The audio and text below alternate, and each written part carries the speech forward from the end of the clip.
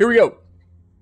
So we had read previously, well, I don't know, man, a couple of weeks ago about all the changes with Apex Legends and their Battle Pass changes, and I think I forgot to mark it on my VOD, go back and cut it out, make a YouTube video for it.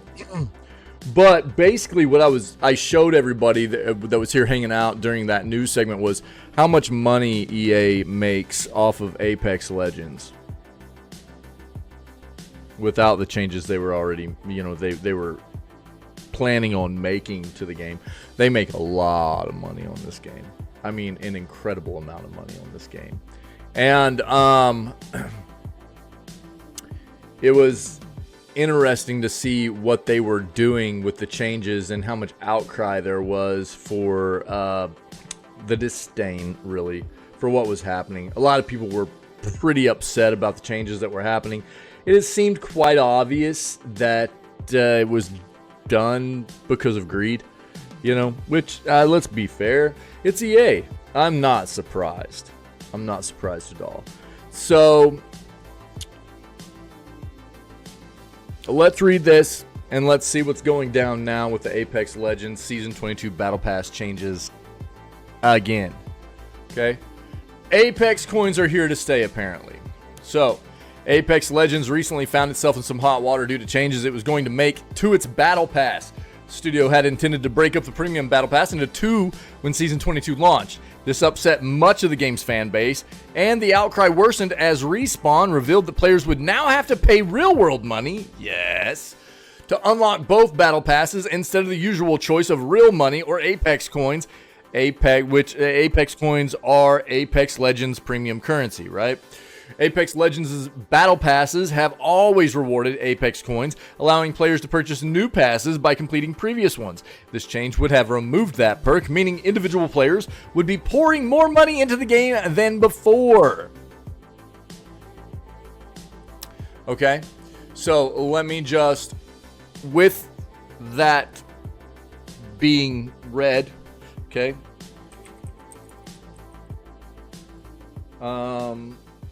just last year, okay? Just last year.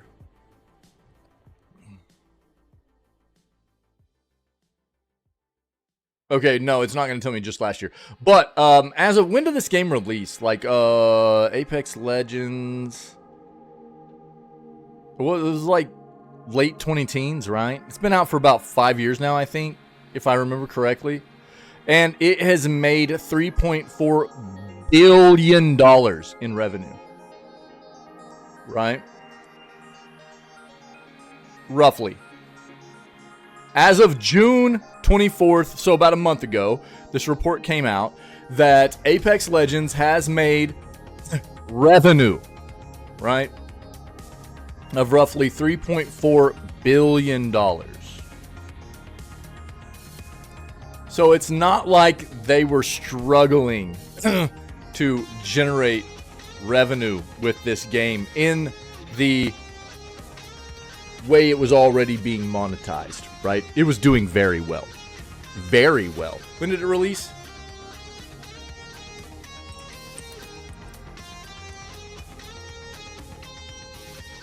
(2019). Yeah, so 5 years. I was right on there. I was pretty close. So, you know, do your math. $3.4 billion divided by 5. They're bringing in a lot of money each year off of Apex. A lot. A whole lot. Right? So shortly after this was announced, a significant portion of Apex Legends' community began pushing back against this. On July 24th, Apex Legends issued a statement on its official Twitter account claiming that the team will not proceed with its original Battle Pass plans. The statement explains that in season... Oh, we'll pull it up real quick here. Look, here's their Twitter post.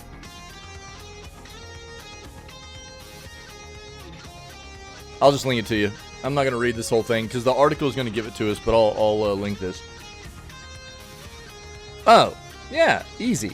Yeah, fair, for sure. But again, I mean, it's EA, right? They're greed monsters, dude. The statement explains that in Season 22, Apex Legends will continue to allow players to get the Premium Battle Pass for 950 Apex coins.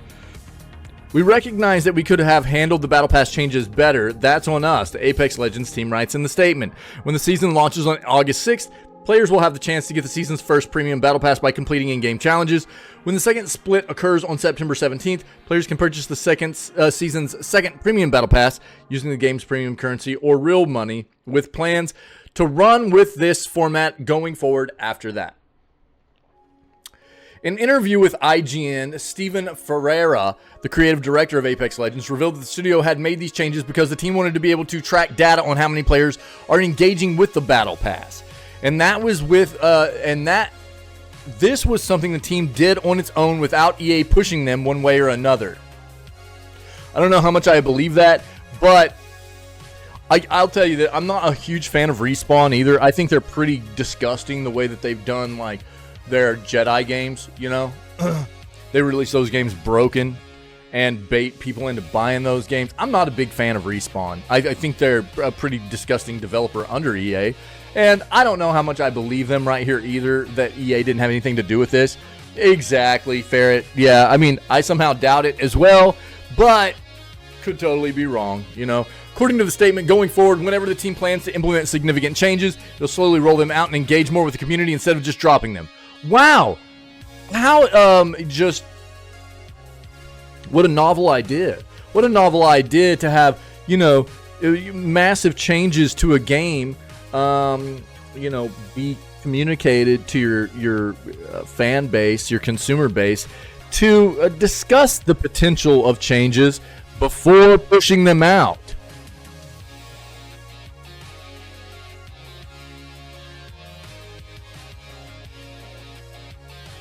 How often do we talk in this community, especially during the news segments, about how incredibly critical it is for developers to incorporate this process in their projects, right? I swear to God, it is incredible to me how many of them feel like they just know what's best, you know? They just know what's best, and you see it happen all the time. They don't communicate with us. They don't include, and I get it, dude. There's probably a lot of reason behind it, because there's a small percentage of player base and consumer base that is kind of out of their minds. They do incredibly disgusting stuff like threaten developers or whatever. They've definitely disintegrated the relationship between us, but developers have done it to us as well, right? I mean, they've baited us with stupid ploys and marketing tactics forever, and, you know, baited us into buying unfinished projects. Respawn, okay. EA, terrible, Jesus Christ. So I mean, it happens on both sides, but if you want a really, you know, I think if you want examples of great games that have been made, games that have been great for a long time, even in like the live service space and stuff, you go look at developers that are constantly interested in incorporating the fan base and the player base, the consumer base, in discussions about the evolution of the game, changes to be made, things like that, right? And you have a game that's been out for 5 years. 5 years. Apex has been out under Respawn, and they're just realizing that this is a process they probably need to incorporate. This should tell everybody something about who Respawn is as a developer. They are not interested in what is going to be, you know, anything even mutually beneficial for the player base or the consumer base, as well as them as a company. This should show everybody that Respawn, just like EA, really only cares about dollars. Or whatever currency where you're from. Yeah? It's crazy to me that we have developers of this size, this magnitude, that have just lost or just don't know.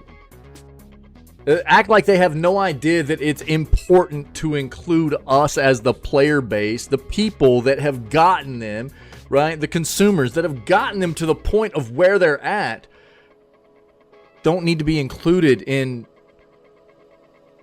the process at all. At all. When we're the ones that the products are being made for. How? How is somebody at the top of this company saying stuff like this? It blows my mind.